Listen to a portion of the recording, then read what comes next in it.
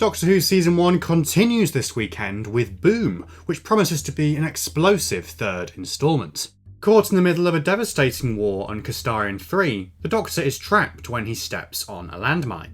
Can he save himself and Ruby, plus the entire planet, without moving? That's what the synopsis has to tell us, but what else is there to look forward to in this episode?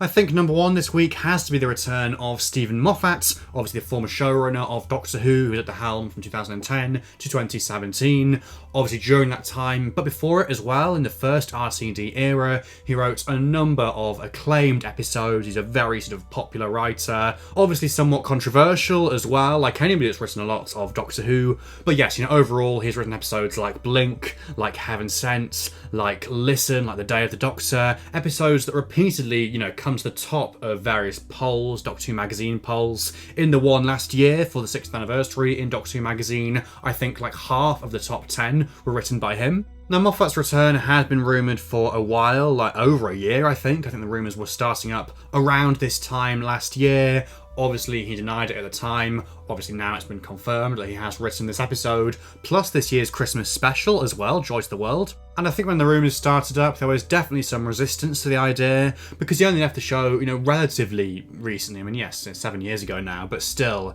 he was the last showrunner but one before this era, so it kind of felt a little bit weird. But I think the overwhelming feeling now, certainly from my point of view, and I think from other people as well, and based on the reviews we've seen, is that this is going to be Moffat firing on all cylinders, delivering an absolute stonker of an episode, an all-time classic perhaps. And yeah, I think I'm ready for his return. I'm very excited for it. We've had a lot of RTD recently, for better or for worse, like 6 episodes in a row, so I'm definitely ready for something different, and I think Moffat will deliver something very, very different. Let's talk a bit more about the premise of this episode, which again was rumoured for quite a while and now has also been confirmed, which is the fact that the Doctor steps on a landmine and basically spends the whole of the episode, as far as we can tell, stood on this landmine, frozen to the spot essentially. He can't move, it's an intelligent landmine, so he can't even think, too quickly because of adrenaline and stuff. He can't reach for his sonic screwdriver or anything like that. He is literally restrained to that spot. And I think that's such a fantastic premise for an episode just generally. I think with Moffat at the helm as well, he is renowned for doing kind of chamber pieces like this, where he takes an idea and literally just kind of takes it to its extremes and then some, and really takes it to interesting places that you wouldn't necessarily expect. I think his recent drama Inside Man was a good example of that, where you start off with this thing in the first episode that happens, and over the course of the following 3 episodes, it just goes to some quite crazy places and things kind of escalate very quickly, and the initial premise almost becomes a bit of an afterthought or a distant memory because the characters, very, very quickly end up in a very different situation. And I think this episode will be very similar. We've been told it's all about suspense and tension, a kind of exercise in tension and suspense almost, where we've got this initial premise, based by the way on Genesis of the Daleks, the start of that story, when the 4th Doctor steps on a landmine in Skaro. And I'm really intrigued to see how Moffat goes with that idea and what he does with it, how he stretches it out across 45 minutes, how he keeps us engaged. I'm sure there are going to be lots and lots of twists, in more ways than one, and yeah, I think it's going to be really, really spectacular. This will be Ncuti Gatwa's 4th episode as the 15th Doctor, and I think based on that premise, it's really going to stretch him as well and take him to different places and show us sides that we haven't yet seen of this new Doctor. So far I've had a lot of fun, lively stuff from him and a lot of emotional stuff, but it's all been quite sort of upbeat, and he's kind of had a smile on his face as he's been talking about the Time Lords and stuff like that. Obviously in this story, he's, to all intents and purposes, about to die, and we've kind of seen his reaction to that in the trailers, where he stepped on the landmine, and he can see in his face the kind of the shock and the horror and the sadness, and he's like, oh my god. And I think this is really going to take him to new places and really solidify his Doctor. We've heard it's a spellbinding performance, an electric performance, and I really think it will be. I think it'll be a defining episode for this Doctor. I think this is also going to be a real showcase for Millie Gibson as Ruby Sunday. Obviously with the Doctor kind of restrained to one place, she's going to really have to step up to the mark and kind of take on that Doctor role and interact with other characters and kind of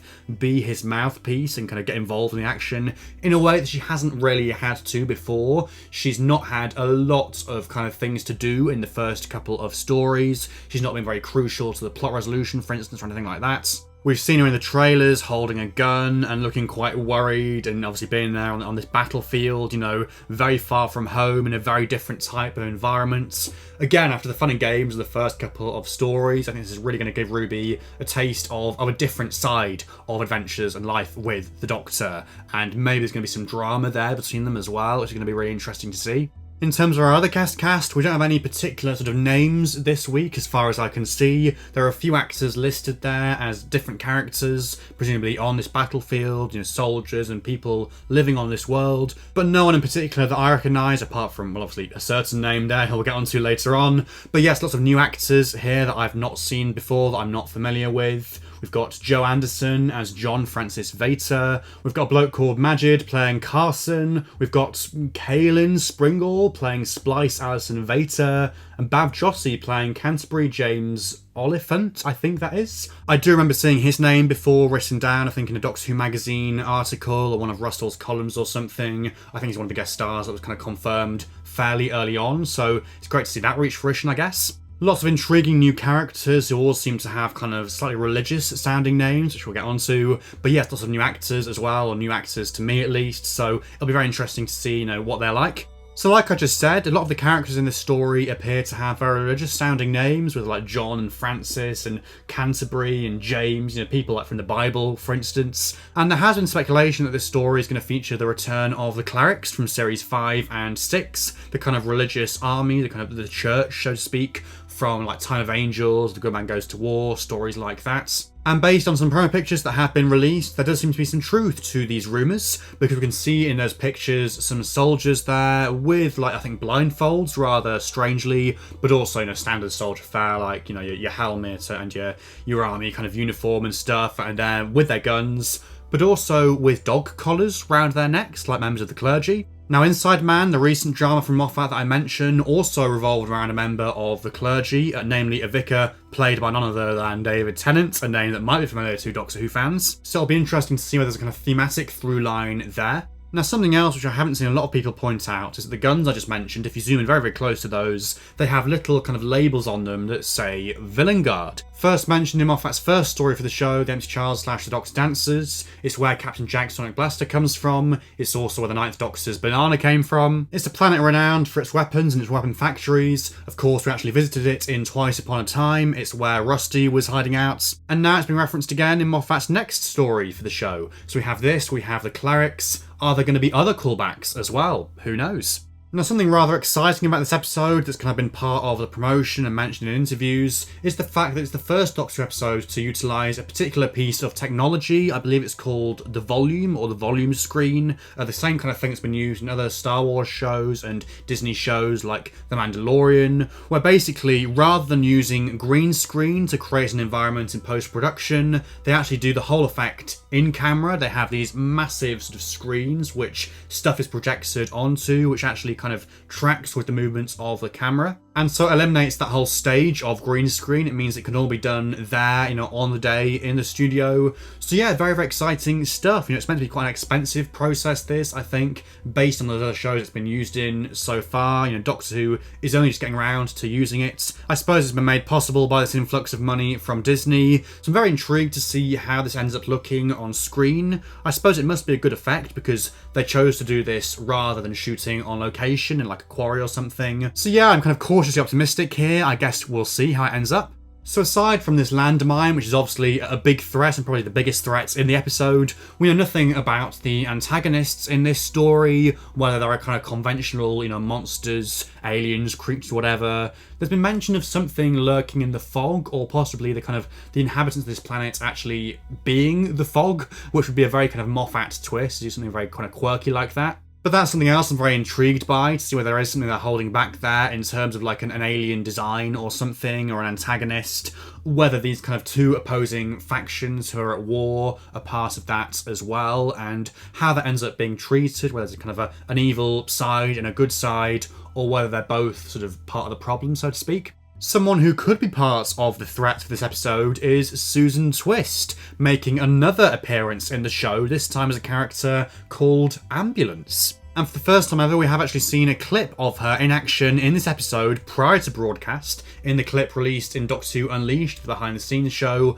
we see her there, presumably as this sort of maybe an AI character or interface for some kind of system or machinery, maybe like an interface for a medical system. She's there sounding very ominous. I think she says like combat detected over and over again. It's kind of giving vibes of like the handbox from The Girl Who Waited. So it'll be very interesting to see how prominent she is in this story, whether she's kind of part of the threat or like a third thing for the Doctor and Ruby to deal with, and also whether they start to acknowledge her and notice what's going on here. I do get the feeling that the show is going to start to signpost the whole Susan Twist thing a bit more going forward, but I've done a separate video on that about all things Susan Twist, so do go and check that out if you haven't already. And last but not least, something that's not actually in the episode itself, but is part of the kind of extra content we get for these new episodes. It's the return of the in-vision commentaries. We got these for 3 of the episodes last year, and apparently they are returning now for Boom, with Moffat joined by Russell for a commentary about this episode to talk about his return to the show,